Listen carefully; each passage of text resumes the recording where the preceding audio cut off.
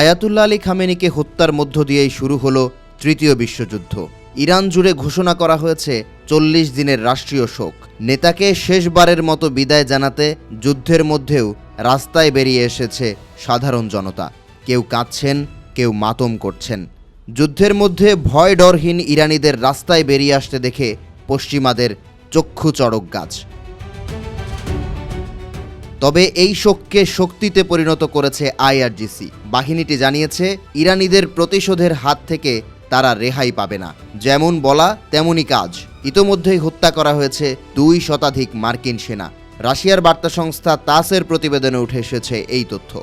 প্রতিবেদনে উল্লেখ করা হয়, শনিবার থেকে মধ্যপ্রাচ্যে অবস্থিত 14টি মার্কিন সামরিক ঘাঁটিতে হামলা চালিয়েছে ইরান, যার মধ্যে রয়েছে কাতার, সংযুক্ত আরব আমিরাত, বাহরাইন ও কুয়েত। এমনকি ইউরোপীয় দেশ সাইপ্রাসের ঘাঁটিও ইরানি ড্রোনের লক্ষ্যবস্তুতে পরিণত হয়েছে। আইআরজিসি জানিয়েছে, মার্কিন সামরিক ঘাঁটিতে প্রতিশোধমূলক এই হামলায় অন্তত 200 জন হতাহত হয়েছে। ধ্বংস করা হয়েছে কাতারের আল উদেইদ ঘাঁটিতে স্থাপিত যুক্তরাষ্ট্রের FP-132 রাডার।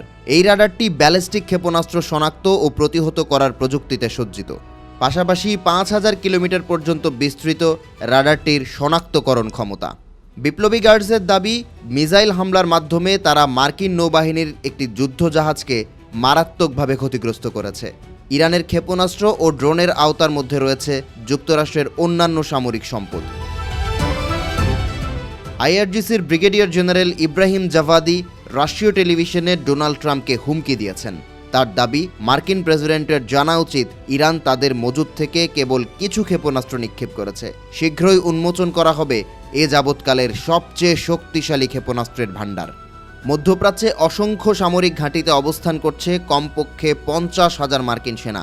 শঙ্কা রয়েছে, ইরান যদি বড় আকারের প্রতিশোধমূলক হামলা অব্যাহত রাখে, সেক্ষেত্রে দ্রুতই ফুরিয়ে আসবে আকাশ প্রতিরক্ষা ব্যবস্থা। এতে মার্কিন সেনাদের হতাহতের সংখ্যা পৌঁছাতে পারে কয়েক হাজারে।